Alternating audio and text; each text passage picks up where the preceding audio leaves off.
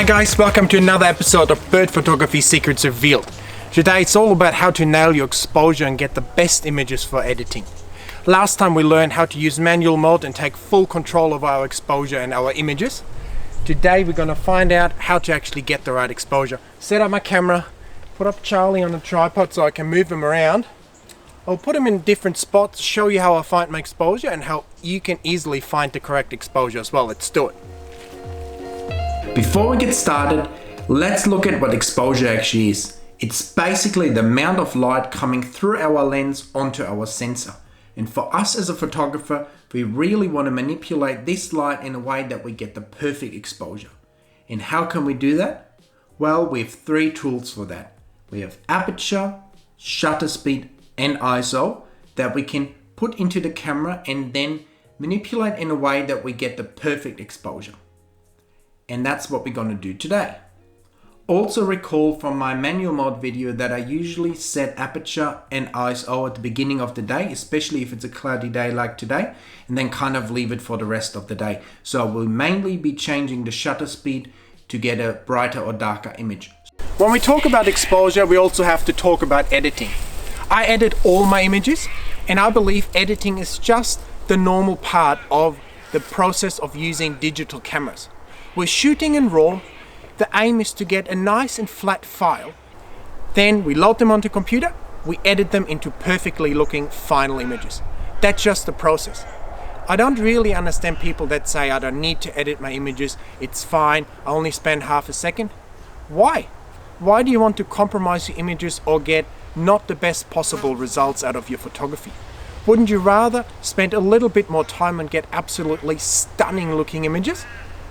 For me, this process starts by shooting in RAW, nailing my exposure by taking test shots looking at the histogram, exposing as far to the right as possible so I have the least amount of noise in my images, and set myself up for success in the post-production process so I can get the best looking final images.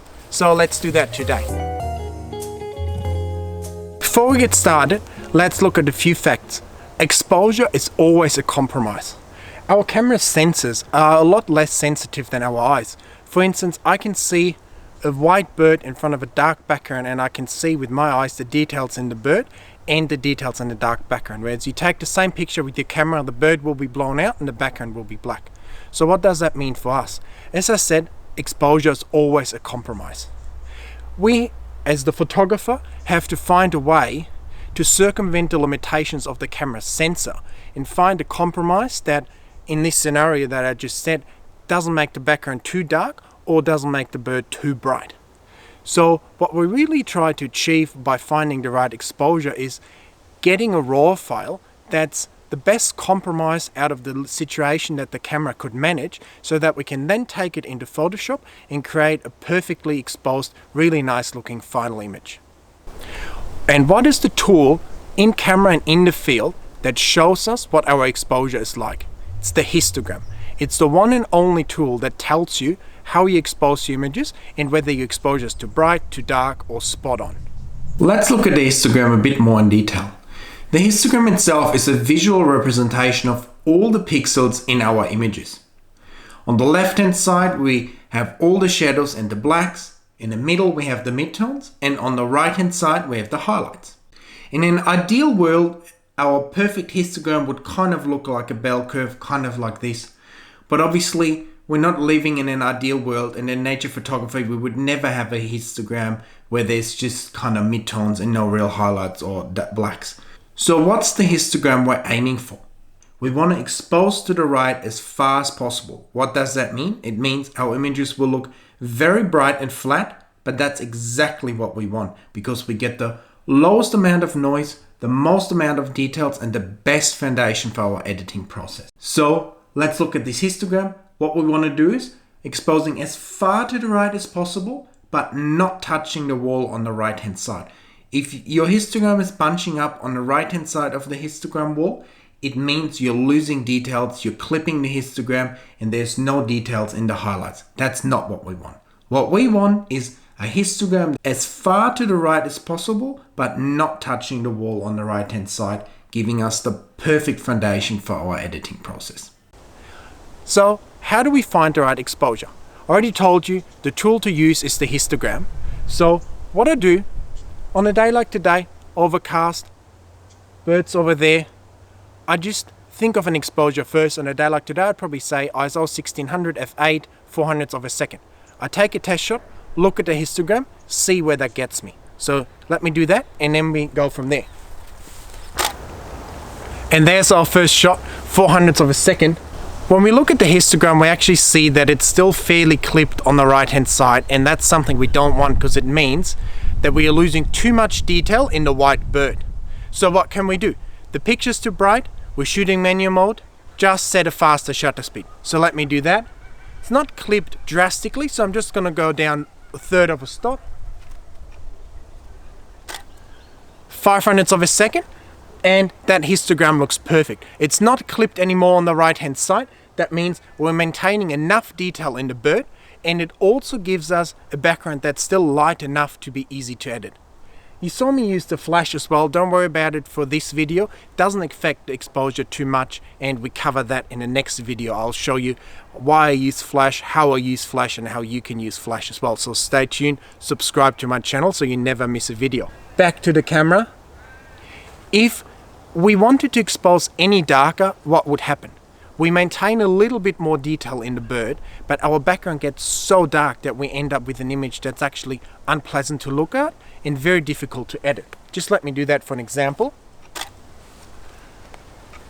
Now we end up with an image that's just overall too dark. You might say, but Jan, an image you shot me before, there were still a few highlights that were a little bit too bright.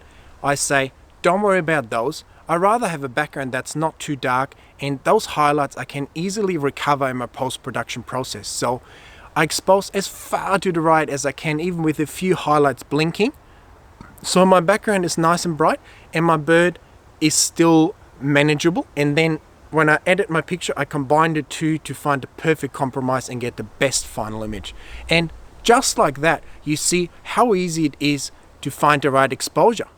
Go out, set basically any exposure, take a test shot, look at your histogram, see where am I at. Am I too far to the left, too far to the right? Adjust your shutter speed accordingly. For this video, I'm obviously assuming you're all shooting manual, so all we're gonna do to brighten or darken the image is adjust our shutter speed. So why do I say underexposing your images is so bad? It's simple. The more you underexpose, the more noise you're introducing to your image, the more you have to lighten it in post-production, and the more you lighten your image in post-production, the worse you make your image quality. It's actually better to shoot a bit brighter and darken the images than shooting a bit darker and lighten the images. If you shoot nice and bright and darken it a bit, you end up with a nice and clean picture with perfect colors and the least amount of noise. If you shoot too dark, lighten the image, you start to introduce noise, you start to introduce colors on the bird's body, there might be dark areas on the wing that lose all the detail, have a lot of noise. It just becomes a lot harder to deal with. If you have to lighten it a lot, you might introduce banding in the background. There's just a lot of things we don't want to have in our images. Noisy crow up there. So set yourself up for success by using the histogram to find the perfect exposure that's as far exposed to the right as possible to get the best inputs for your post-production process and get the best final images. I said before, it's harder to find the right exposure when the background is dark and the bird is bright, like in the case now where I've set up Charlie higher so there's a dark background behind him. And why is that? It's just because it's harder to find the right compromise. If the bird and the background have a similar color, you can treat them as the same and just find one exposure that matches everything perfectly. Whereas with a dark background and a bright bird, I want to find the shutter speed that doesn't make the background too dark and doesn't make the bird too bright. So I just have to try around a bit more. The light's changing now as well, so let's just find a new exposure. I tried the first setting first. 500ths of a second, f8, ISO 1600. That's still pretty good, probably a little bit too bright now because there's a bit more sun coming through and a lot of highlights clipped on a bird, so I just tried a little bit darker. 640ths of a second, that's looking good again, but what's happening now is you can see how dark the background is compared to the image I had before where Charlie was nicely exposed and the background was nicely exposed. Now with the dark background, I have a bird that's pretty bright, and I have a background that's pretty dark. So I'm just not in an ideal scenario anymore. So the aim for me whenever I go out is not to only get a bird, get it on a nice perch, but also find a background that matches the bird, because then it's much easier to get a pleasant and balanced looking image. You might ask yourself how you find the right exposure when there's no bird around that you can actually check with your histogram. So in that case, what I would do, if I use a perch like I'm using today, I would just focus on the perch, take a test shot and make sure that I'm not blowing out any details but exposing as far to the right as I can. If I'm just kind of walking around, sorry there's a lot of noisy kookaburras in the background. If I'm just walking around, I would try and think of what bird I'm expecting and then try to meter something that has a similar color to the bird. But let's just go with this perch. I'll focus on it, take a test shot, check my histogram.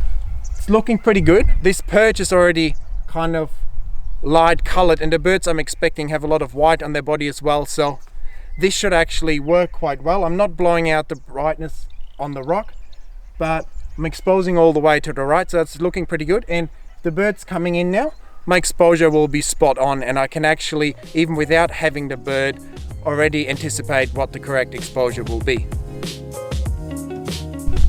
A little bit of time went by, so I checked my exposure again. It's still looking good. It's pretty sunny already, so I'm shooting f8 ISO at 100 2000ths of a second, and there's the bird.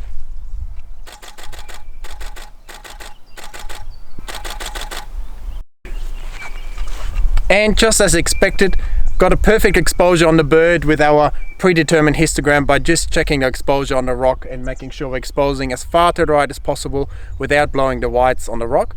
And then when the black and white bird came, we just had the right exposure dialed in and we're ready to go and got some nice images. I hope today was an easy introduction to how to nail your exposure and all the factors that determine the right exposure, like the color of your bird, the color of your background, and the lighting situation. And as you see, all you need to do is take a couple test shots, look at the histogram, and exposure is no mystery anymore, and you can nail it every single time. Just expose as far to the right as possible without clipping the right hand side, and you get the perfect image for your editing process. I hope you enjoyed this video.